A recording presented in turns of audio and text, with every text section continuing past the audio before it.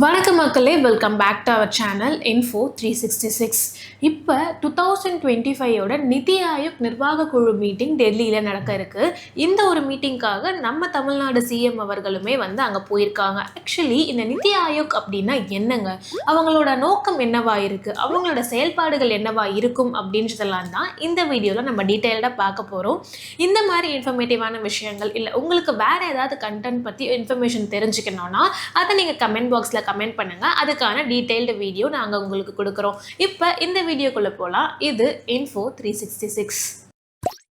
நிதி ஆயோக் 2015 திட்டக்குழுக்கு பதிலாக உருவாக்கப்பட்டது தான் இந்த நிதி ஆயோக். இந்த நிதி அப்படின்ற டேர்மோட ஃபுல் ஃபார்ம் என்னன்னு பார்த்தோம் அப்படின்னா national institution for transforming India, இந்தியாவோட மாற்றத்துக்கான அமைப்பு தான் இந்த நிதி ஆயோக். நிதி ஆயோக்கோட தலைவராக இருக்கிறது நம்ம நாட்டோட பிரதமர், அதாவது நரேந்திர மோடி அவர்கள் தான் நிதி ஆயோக்கோட தலைவராக இருக்காரு.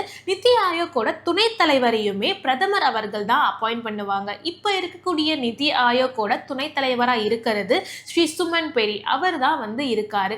இதை தாண்டி நிர்வாக குழுவில் எல்லா ஸ்டேட்டோட அண்ட் யூனியன் டெரிட்டரிஸோட சிஎம்ஓ துணைநிலை ஆளுநர்கள் தான் நிர்வாக குழுவில் இருப்பாங்க. இதை தாண்டி சென்ட்ரல் மினிஸ்டர்ஸ் ஆன அமித்ஷா, நிர்மலா சீதாராமன், ராஜ்நாத் சிங் இவங்கெல்லாம் நிதி ஆயோக்கோட எக்ஸ் அஃபிஷியோ மெம்பர்ஸாக இருப்பாங்க. நிதி ஆயோக்கோட சிஇஓவா இருக்கிறது PVR சுப்பிரமணியன். இதை தாண்டி நிதி ஆயோக்ல கள வல்லுநர்களுமே இருப்பாங்க.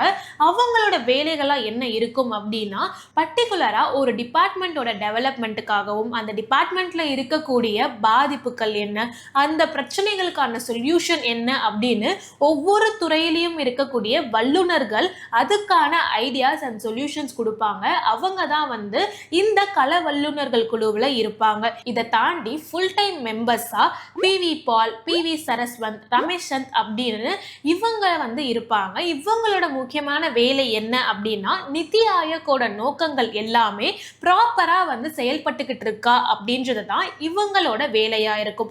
நிதி ஆயோக்கோட நோக்கங்கள்லாம் என்ன இருக்கு அப்படின்னு பார்த்தோம்னா ஓல் நேஷனல், அதாவது ஒட்டுமொத்த இந்தியாவோட டெவலப்மெண்ட்டுக்காக நிர்வாக குழுக்கள், அதாவது ஒவ்வொரு ஸ்டேட்ல இருக்கக்கூடிய நிர்வாக குழுக்களுமே மேம்பட்டு செயல்படுறாங்களா, அவங்களோட திட்டங்களை அவங்க செயல்படுத்துறாங்களா அப்படின்னு பார்க்கறதும், அது மட்டும் இல்லாமல் பொருளாதார வளர்ச்சி அப்படின்றது எல்லா பகுதிகளுக்குமே, நாட்டோட எல்லா பகுதிகளுக்குமே சென்றடையதா, அதை எப்படி கொண்டு போய் சேர்க்கிறது அப்படின்றதுக்கான திட்டமிடலும், ஸ்டேட் அண்ட் சென்ட்ரல் கவர்மெண்ட் லெவலில் இருக்கக்கூடிய கொள்கைகளை மேம்படுத்துறதும், கிராமப்புறங்களில் எல்லா திட்டங்களுமே சென்றடையதா, கிராமங்களோட டெவலப்மெண்ட் என்ன மாதிரி இருக்கணும் அப்படின்றத திட்டமிடுறதும், இதை தாண்டி நேஷனல் அண்ட் இன்டர்நேஷ்னல் லெவலில் இருக்கக்கூடிய சிந்தனையாளர்களோட ஒப்பீனியன், ஐடியாஸ் எல்லாத்தையுமே கேட்டு நாட்டோட வளர்ச்சிக்கு அதை எப்படி உபயோகிக்கலாம் அப்படின்றதுமே நிதி ஆயோக்கோட நோக்கமாக இருக்குது. அதை தாண்டி ஒரு துறையிலையும் இருக்கக்கூடிய மோதல்களை தீர்க்கிறதுமே நிதி ஆயோக்கோட ஒரு நோக்கம் தான். ஏன்னா ஒவ்வொரு டிபார்ட்மெண்ட்லையும் என்னென்ன வேலைகள் இருக்குது, இந்த டிபார்ட்மெண்ட் இந்த வேலையை செய்யணும், இந்த டிபார்ட்மெண்ட் இந்த வேலையை செய்யணும், இந்த டிபார்ட்மெண்ட்குள்ளே இந்த வேலை வருது அப்படின்னா அதை எப்படி செய்ய போகிறாங்க அப்படின்றதுக்கான கன்ஃபியூஷன்ஸ், குளறுபடிகள் எல்லாத்தையுமே தீர்க்கிறதுமே நிதி ஆயோக்கோட வேலையாக இருக்குது, நோக்கமாக இருக்குது. இந்த எல்லா கொள்கைகளும் திட்டங்களும் ப்ராப்பராக நடக்குதா, நாடு முழுக்க நாட்டோட வளர்ச்சியோட மேம்பாட்டுக்காக இந்த விஷயங்கள் தான் ப்ராப்பராக நடக்குதா அப்படின்றது தான் நிதி ஆயோக்கோட முக்கியமான நோக்கம். இதை எல்லாத்தையுமே ஒருங்கிணைச்சு தான் இந்த நிதி ஆயோக் அப்படின்ற ஒரு விஷயம் செயல்படும். இப்போ இந்த ஒவ்வொரு வருஷமே பார்த்தீங்கன்னா நிதி ஆயோக்கோட நிர்வாக குழு கூட்டங்கள் நடக்கும். அப்படி 2025க்கான நிதி ஆயோக் கூட்டம் அப்படின்றது இப்போ டெல்லியில் நடக்க இருக்கு. அதுக்காக தான் நம்ம ஸ்டேட்டோட சிஎம் MK ஸ்டாலின் அவர்களுமே டெல்லி போயிருக்காரு.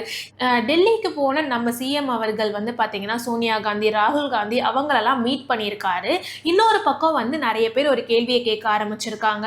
நம்ம சென்ட்ரல் கவர்மெண்ட் நம்மளுக்கு நிதியை கொடுக்கல, நம்ம பார்த்தீங்கன்னா அங்கே போக மாட்டோம் அப்படின்ற மாதிரிலாம் முதலமைச்சர் அவர்கள் பேசியிருந்தாரு. ஆனால் இப்போ இந்த நிதி ஆயோக் கூட்டத்துக்கு, அவர் நிர்வாக குழு கூட்டத்துக்கு அவர் மீட்டிங் அட்டென்ட் பண்ண டெல்லிக்கு போயிருக்காரு. இது இது அவரோட மனமாற்றமா அப்படின்ற மாதிரியும் சில பேர் வந்து கேள்வி எழுப்பிட்டு இருக்காங்க.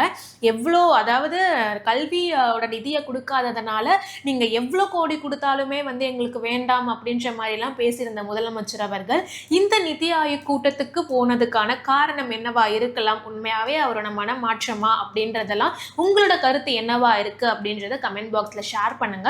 இந்த மாதிரி ரெகுலரான இன்ஃபர்மேட்டிவான வீடியோஸ் தெரிஞ்சுக்கணும் அப்படின்னா மறக்காம Info 366 சப்ஸ்கிரைப் பண்ணிக்கோங்க.